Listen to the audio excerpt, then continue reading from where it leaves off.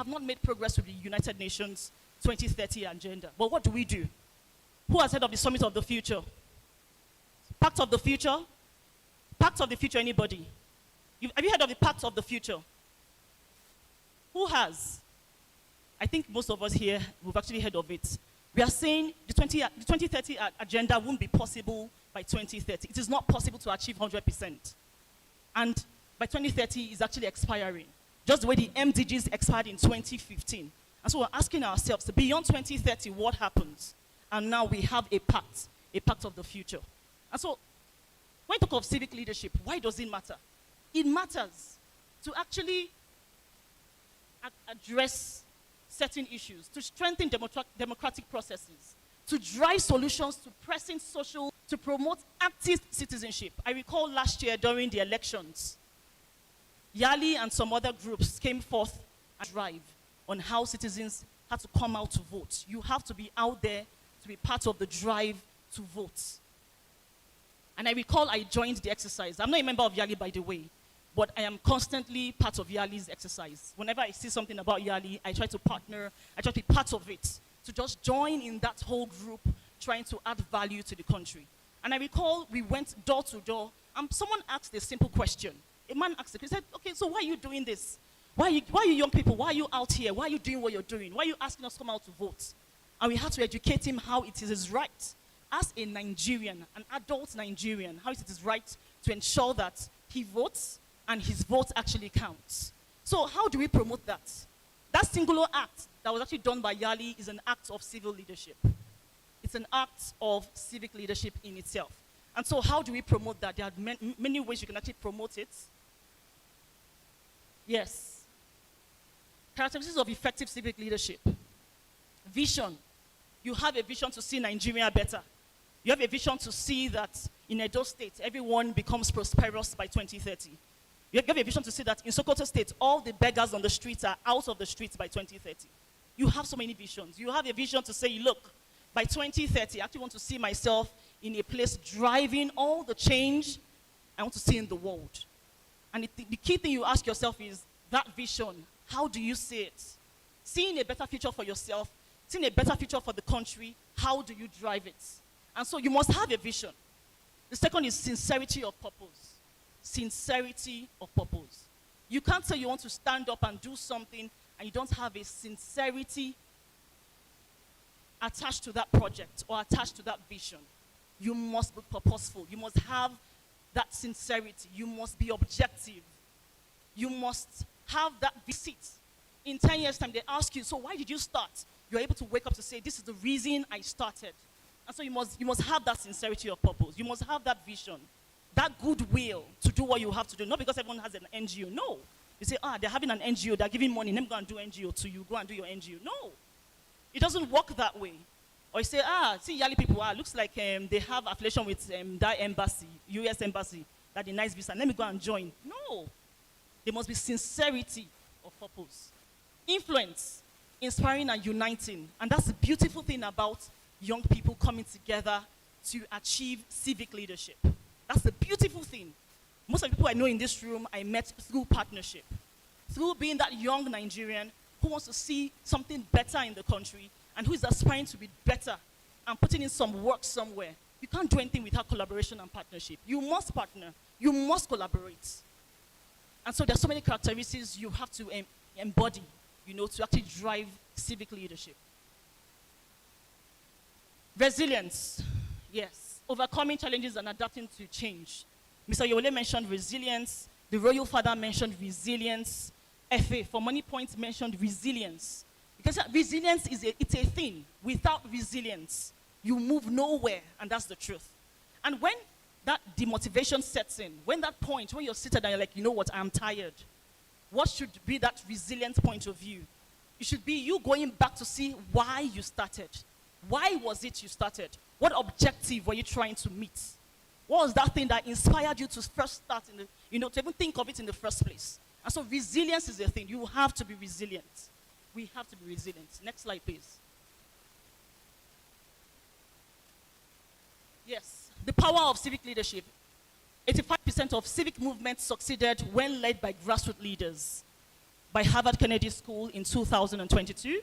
Youth-led, youth-led civic initiatives are 40% more likely to achieve community buy-in. That's in UNDP in 2023. Greta Thunberg, in 2019, I must mention her. In 2019, Greta Thunberg, at the time she was about 12 years old, because she's 16 years old now, she did the most historic thing ever. She mobilized 7 million people across 115 countries to come out and speak on climate change, to come out and drive climate advocacy and justice. Greta Thunberg at 12, she did that, and that's the power of civic leadership, and sincerity of purpose. She came out as a young girl who came to the knowledge of climate change and its hazards and effects on the people and planet. And she decided to use her voice to change.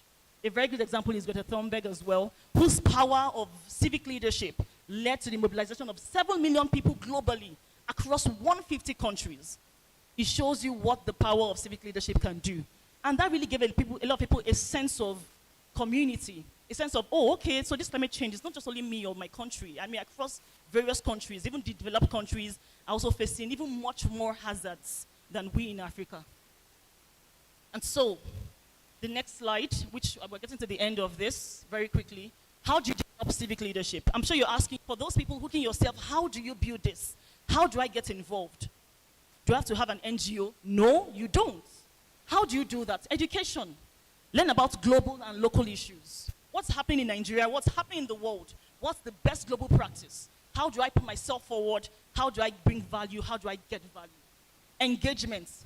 Participate in community projects. YALI is constantly on the field. Constantly on the field. And not just YALI, we have different NGOs in Abuja who are constantly on the field. Get involved. Get engaged. Get motivated. Volunteer to be part of it. And that alone can be your own sign of being a civic leader. Guidance from experienced leaders. Today we have experienced leaders in the room today. And you see some of their pictures. Some of their pictures are here, while some of them are seated here as well. You will see them. They are doing amazing things. Go under the tutelage. Get mentored by them. Get inspired by them, So these are ways to actually develop advocacy as well. Speak up and take action on various issues. See, look, if you don't belong to an NGO or you don't want to volunteer or something, we all have our social media pages. It could be on your WhatsApp. It could be on your Instagram, anywhere at all. And just keep talking about it. I recall for the very first time, I didn't know how impactful my WhatsApp stories were until someone told me recently that, see, look, I learned climate change from your WhatsApp stories alone.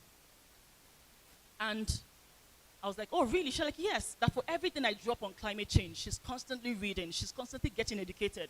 And that right now she knows climate change so well just from reading my WhatsApp status. So you can imagine, I didn't have to, I do have a platform where I actually drive advocacy on climate change. However, I didn't know my WhatsApp stories were quite valuable to someone who was just sitting quietly and not saying anything. But she could get value from my WhatsApp stories as well. So your voice can be a very powerful tool, a very powerful tool. In 2019, I first nursed the idea of having a platform where we could talk about the SDGs in the world, in Nigeria, and how we're driving change. And I sat down, I said, look, I need to do these things, intuitively. I need to think well, I need to know how to drive it and not make mistakes. And that's because I'm also a public servant. I have a 9 to 5. But I'm really passionate about development as a result of that. I need to be careful not to cross that blurry line, because I'm not allowed to have a profit-making business, but at the same time, I can also support my country and be part of the change I want to see. And 2019, the idea came in 2019, and okay, I'll think about it. And in 2020, COVID happened in March. The world was shut down. We didn't know what to do. We were asking ourselves, how do we drive change? Is it even possible that by 2030, the world would find some level of progress, or we will achieve some success in the SDGs?